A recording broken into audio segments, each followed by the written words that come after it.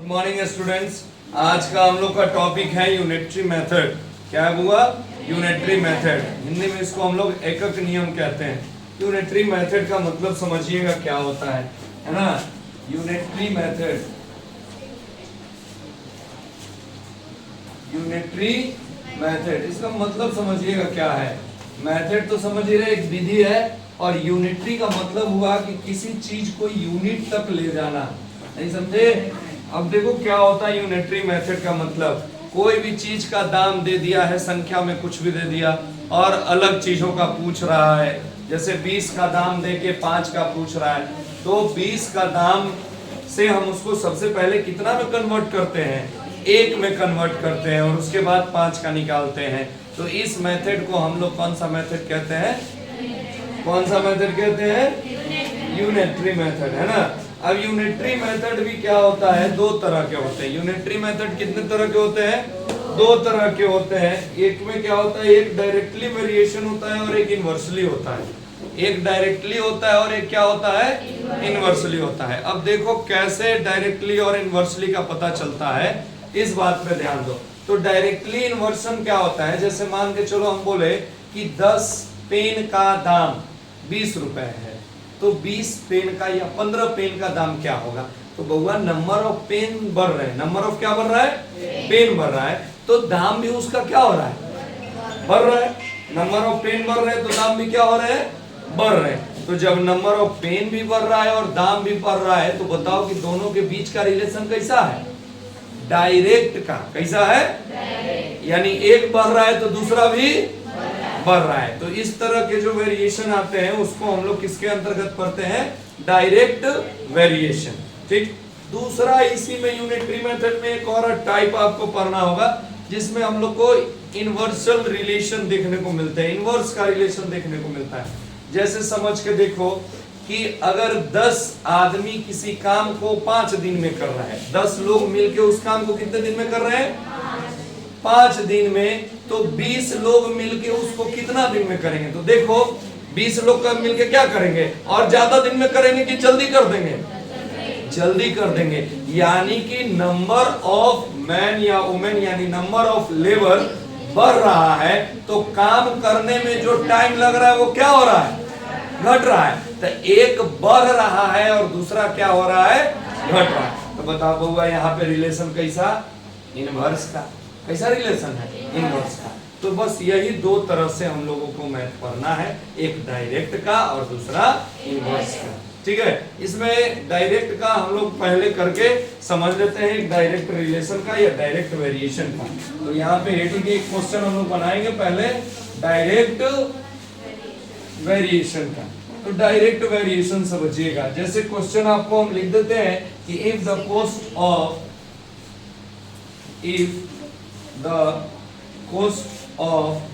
9 pen, है ना, 9 pen is 333, है ना, 333 रुपीज है। ठीक है बुआ, यानी कितना है? RS 333। तो फाइंड द कॉस्ट ऑफ कितने के निकालने? Cost of such 16 pen. कहने का मतलब क्या है कि आपको क्वेश्चन बोला कि 9 कलम का दाम यानी 9 पेन का दाम, 9 पेन का कॉस्ट कितना है? 333 है। तो 16 पेन का दाम बताइए। इसी प्रकार के 16 पेन का। तो इसको सबसे पहले हम लोग लिखेंगे कि द कॉस्ट ऑफ, सॉल्व करने का तरीका सीखो। आगे हमेशा उसको लिखना जो दोनों जगह दिया हुआ हो। तो कौन दोनों जगह दिया हुआ है? पेन दोनों जगह दिया हुआ है, तो पेन को कहाँ लिखेंगे? आगे। तो क्या लिखेंगे कि द कॉस्ट ऑफ कितना पेन? 9 पेन इज कितना होगा? 333, है ना।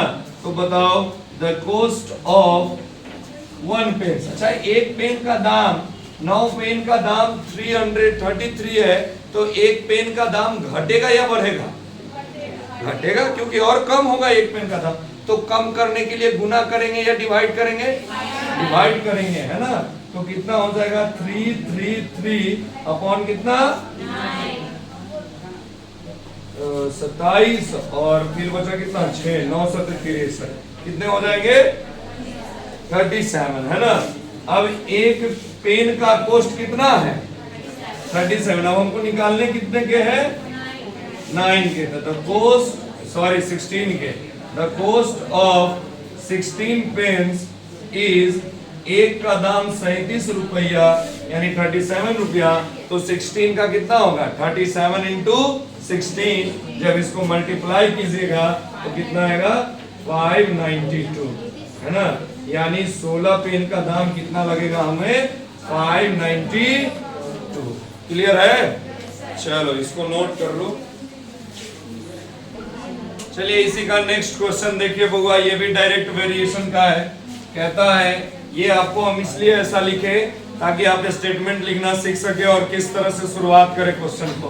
बोलता है ये 25 मीटर ऑफ क्लॉथ कॉस्ट 1575 यानी 1575। तो how many metre of cloths can be bought for 2016, है ना। यानी कि 25 मीटर कपड़े का दाम 1575 रुपए है, तो 2016 रुपया में कितना कपड़ा खरीदा जा सकता है। तो पहले क्या बताए थे कि स्टेटमेंट उधर से लिखना शुरू करना जिधर से दोनों मालूम हो। तो यहाँ पे कपड़ा दोनों तरफ नहीं मालूम है, दोनों तरफ क्या मालूम है पैसा मालूम है। तो पैसा से शुरू करेंगे तो लिखेंगे 4 RS 1575 क्लॉथ बाउट कितना हम लोग खरीद सकते हैं 25 मीटर। अरे क्वेश्चन दिया हुआ है ना 1575 रुपए में कितना खरीद सकते हैं 25 मीटर। तो बताओ होगा कि 1 रुपए में हम लोग कितना खरीद सकते हैं, ज्यादा कपड़ा की कम? ज्यादा कपड़ा खरीद सकते हैं कि कम कपड़ा खरीद सकते हैं? तो कम के लिए क्या करते थे डिवाइड। तो इससे इसको डिवाइड कीजिएगा तो 1 अपॉन 63 हो गया। अब कहता है कि 4 RS 2016 में हम लोग कितना कपड़ा खरीद सकते हैं। सेम कपड़ा 2016 रुपए में कितना खरीद सकते हैं। तो 1/63 इंटू 2016। जब इसको कट करोगे तो कितने टाइम्स में कैंसिल हो जाएगा 32। यानी कि हम लोग कितने रुपए में 2016 रुपए में कितना कपड़ा खरीद सकते होगा 32 मीटर। आंसर देखिए दोनों टाइप के क्वेश्चन हो गए, एक में पहले पैसा लिख करके और एक में पहले नंबर लिख करके। हो गया, नोट कीजिए। चलिए बुआ देखिए इसको ध्यान से देखिए इस क्वेश्चन को, है ना। क्या है कि 36 मैन किसी काम को 25 डेज में फिनिश कर ले रहे हैं, तो 15 मैन कितना में करेंगे। तो सोचो अगर 36 आदमी काम कर रहा है 36 आदमी, तो उसको 25 दिन लग जा रहा है, तो 15 आदमी करेगा तो और ज्यादा समय लगेगा। तो यहाँ देखो तो आदमी का संख्या कम रहा है और दिन का संख्या तो एक घट रहा है दूसरा क्या हो रहा है। तो ये रिलेशन कैसा कहलाएगा इनवर्स, है ना, इनवर्स वेरिएशन। तो ध्यान दो इसको हम लोग कैसे बनाते हैं। तो क्या हो जाएगा 36 man can finish the work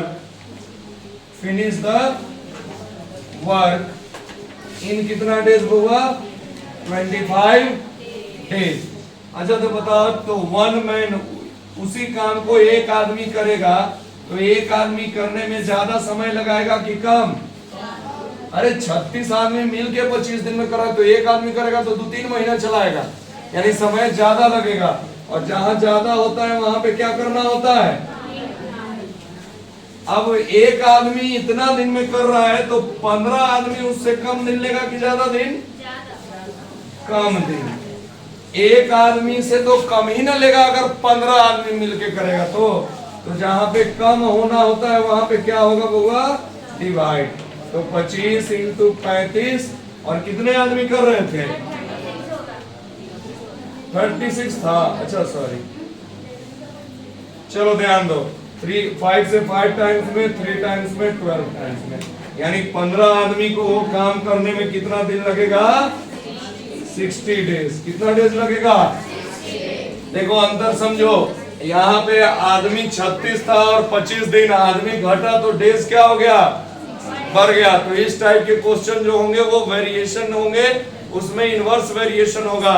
और जो उसमें दोनों बढ़ रहा हो या दोनों घट रहा हो तो उसको हम लोग क्या कहते हैं? Direct variation. तो दोनों तरह का देख लिए। सबसे पहले हमारा काम यूनिटरी मेथड में क्या होना चाहिए कि उसको हम लोग कितना में कन्वर्ट करें? एक में। और फिर जितना का पूछे उसके अनुसार अगर ज्यादा होना होगा तो गुना करेंगे और कम होना होगा तो डिवाइड करेंगे। ठीक है, चलिए कंप्लीट हो गया आपका ये चैप्टर।